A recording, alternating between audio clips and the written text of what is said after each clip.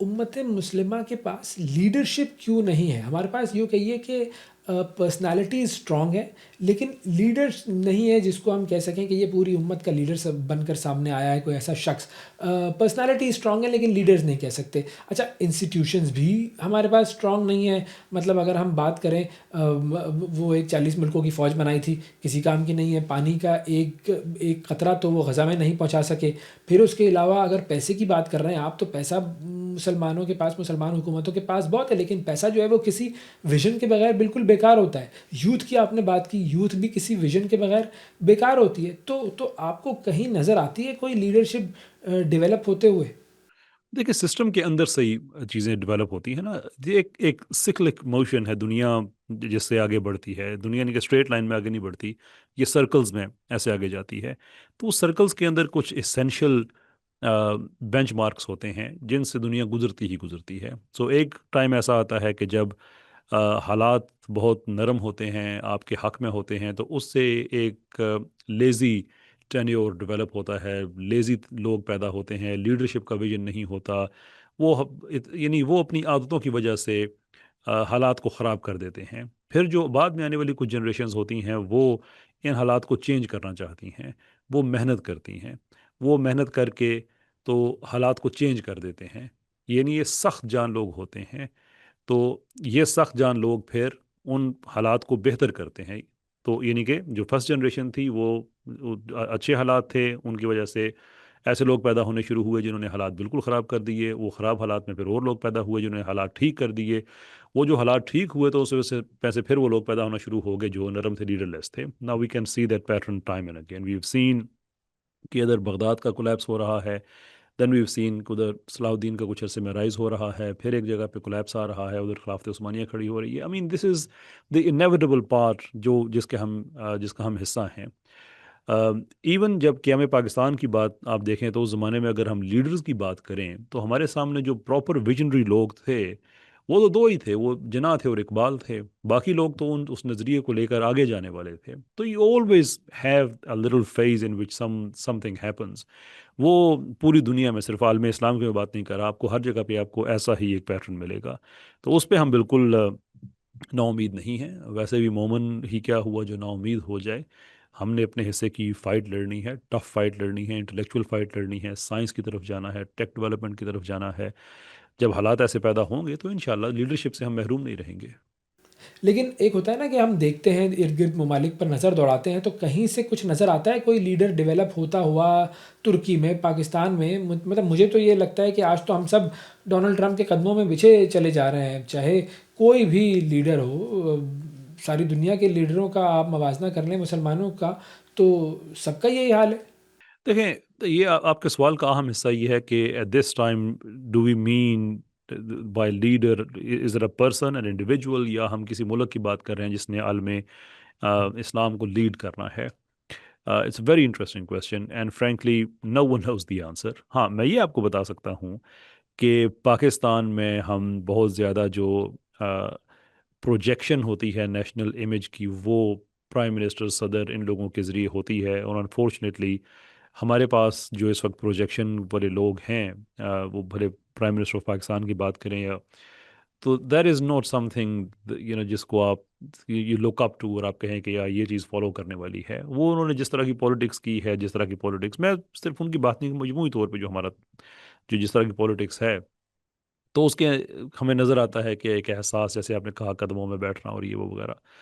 पर apart from that, ये जो ग्लोबली सूरत हाल चेंज हो रही है, जो जियो पॉलिटिक्स इतनी तेज़ी से चेंज हो रही है, ऑल ऑफ सडन पाकिस्तान दुनिया के जो बड़े पावरफुल कैपिटल्स हैं वहाँ पे बड़ी अहमियत इख्तियार कर गया। वो बीजिंग हो या वो वाशिंगटन हो या मॉस्को हो, all of sudden Pakistan is in demand. अब ये हम पे है कि हम कितना इस मौके पे कैपिटलाइज़ करते हैं, कितना इसको अपने हक में हम यूज़ करते हैं। It's something we have to manoeuvre very carefully. और इंटरनेशनल रिलेशंस में ये मैं बता सकता हूँ कि पाकिस्तान का जो हिस्टोरिकल प्रोग्रेस है वो बहुत अच्छा है। वो अमेरिका चाइना के ताल्लुकात ठीक कराने के हवाले से हो, वो दुनिया में और कई मसाइल हैं जहाँ पाकिस्तान ने कंट्रीब्यूट किया।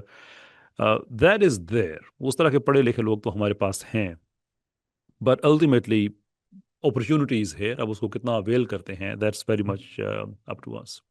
اچھا اگر ہم ذرا ایک سب سے بڑے کانفلکٹ کی بات کر لیں اس وقت جو غزہ میں اس وقت جو حالات چل رہے ہیں، آپ کو کیا لگتا ہے؟ مطلب مجھے پرسنلی یہ لگتا ہے کہ مسلمانوں نے غزہ کے معاملے پر بڑا مایوس کیا ہے، مسلمان حکمرانوں نے، ویسٹ نے بڑی آواز اٹھائی، ہر جگہ ہم نے دیکھا وہاں پر بڑے بڑے لاکھوں لاکھوں لوگوں کے اجتماعات ہوئے، یونیورسٹی اسٹوڈنٹس جو ہے انہوں نے بڑے رسک لیے، سب وہ کھڑے ہو گئے، آئی وی لیگ کے اسٹوڈنٹس جن کو ایڈمیشن لینے کے لیے اپنی زندگیاں داؤ پہ لگانی پڑتی تھی، وہ اپنے ایڈمیشنز اور اپنا سب کچھ قربان کرنے کے لیے تیار تھے، صرف اور صرف غزہ کے لیے آواز اٹھا رہے تھے۔ آپ کو کیا لگتا ہے کیا مسلمانوں نے مایوس کیا؟ What do you think?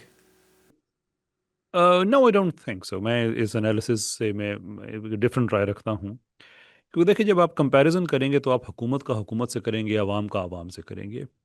جہاں ویسٹ کے اندر ہم نے دیکھا کہ بہت بڑے پیمانے پہ لوگوں کا ایک رائز ہوا، تو ہم نے وہاں پہ حکومتوں کا وہ رائز نہیں دیکھا، بلکہ بڑی لمیٹڈ سی سپورٹ دیکھی. ان دی اینڈ وہ سپورٹ فلسطین کے لیے بہت بڑھ گئی، لیکن وہ بہت بڑھ گئی بذات خود ایک ریلیٹیو ٹرم ہے، بیکاز ہم اس کا کمپیریزن کر رہے ہیں پچھلے 70-80 سال سے. اوور آل تو انہوں نے بھی ایسا تو نہیں کیا کہ وہ اسرائیل پہ پابندیاں لگا دیں یا یونائٹڈ نیشن سے کوئی پیس فورس وہاں پہ، اس طرح کی تو کوئی بات نہیں ہوئی. تو یہی ہوا انہوں نے کہ بس بیسٹ جسے کہتے ہیں کہ کچھ کنڈمنیشن کر دی، یا انہوں نے بعد میں اپنی عقل کے مطابق ٹو اسٹیٹ سولوشن دے دیا، ارسپیکٹو آف دا فیکٹ کہ وہ واقعی سولوشن ہے یا نہیں ہے، لیکن ایٹ لیسٹ ایک ان کی طرف سے ایک اسٹیپ تھا. اس طرح کی ریزسٹنس جو عوام کی ہم نے وہاں پہ دیکھی ہے، یہ ہم نے عالم اسلام میں بھی جگہ جگہ دیکھی ہے. جہاں جہاں پہ بھی اجازت دی گئی، جہاں پہ نہیں اجازت دی گئی وہ تو ایک سپریشن ہے. وہ تو امریکہ میں بھی ہونا شروع ہو گیا کہ جو امبیسیز ہیں ان کی فنڈنگ روک دو، اور یہ معافی چاہتا ہوں یونیورسٹیز جو ہیں ان کی فنڈنگ روک دو اینڈ سو فورتھ. یہ تو ہم نے تماشا ہر جگہ دیکھا. اس سارے معاملے میں جو ایکسیپشن کے طور پہ ایک دو ملک ہیں ان کا نام لیا جا سکتا ہے، جیسے ساؤتھ افریقہ ہے جس نے پریکٹیکلی ایک سٹیپ اٹھایا. اس حوالے سے ہم کہہ سکتے ہیں کہ مسلمان ملکوں نے، یعنی جو حکومتیں ہیں میں ان کی بات کر رہا ہوں، انہوں نے اپنا فرض نہیں نبھایا.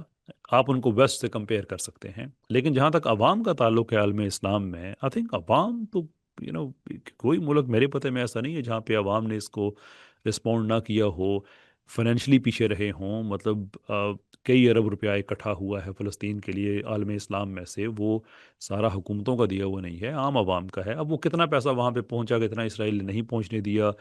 ڈونیشنز کی بات کریں یا ایک کنسسٹنٹ ہر ملک کے اندر آپ کو کمپینز آپ کو نظر آتی رہیں، عوام نے تو کیا، وچ از اے ویری گڈ نیوز. ہاں ہماری جو حکومتیں ہیں، یو آر ایبسلیٹلی رائٹ کہ انہوں نے بہت مایوس کیا.